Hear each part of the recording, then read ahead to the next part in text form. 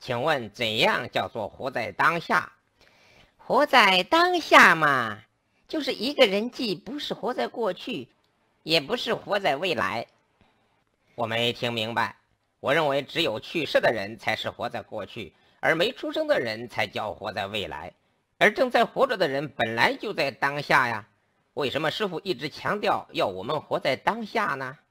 因为现在的人身体虽然都在当下这个时空中，但内心却是飘忽不定的，总是在思前想后，要么追忆过去，要么憧憬未来，所以不能叫做活在当下。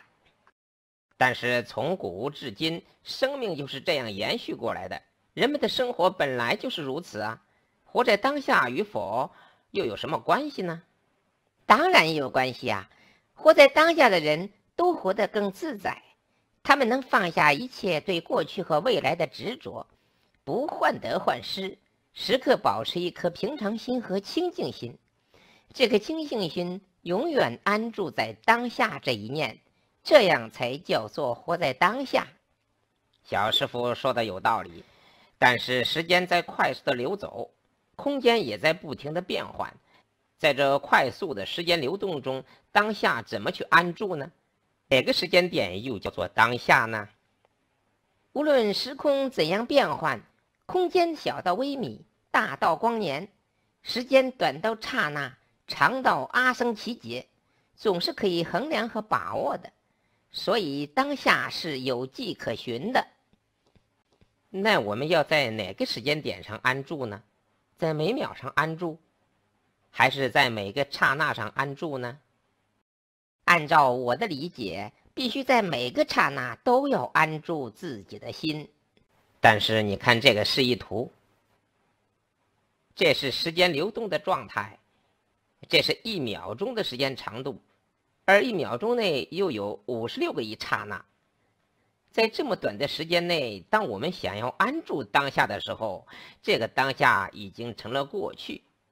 而无论时间有多么短，过去的时间永远都在过去，而未来的时间却永远都在未来。我们怎么才能在这快速的时间流动中安住当下这一刹那呢？这个嘛，你用这种钻牛角尖的方法去探讨佛法，肯定是得不到正确结论的。我所理解的就是时刻都要安住在当下，不能执着于过去，也不能幻想在未来。要不我们去问问师傅？好吧，我们还是去请教师傅吧。师傅，我们探讨怎样才叫做活在当下，但我们却不知道怎么去安住，哪个时间点又叫做当下？请师傅为我们解答。所谓的活在当下，其实是我们对世间生活的一种态度，就是让我们放下所有的执着，使自己的内心时刻处于平和清净，不被世间烦恼所污染的状态。你把时间分得再细，也还有更短的时间可以继续分下去，而每个时间点都会刹那流走，我们根本无法把握。其实说到底，当下也不可得，也没有一个时间点叫做所谓的当下，更不可能去安住什么。《金刚经》讲，过去心不可得，现在心不可得，未来心不可得，怎么可能有一个当下可得呢？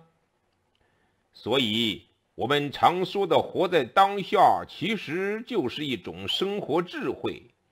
可以这么说，用超越世间的心态去面对一切，彻底放下对名利的贪念，用智慧的心态面对自己所遇到的一切事项，那么处处都是活在当下。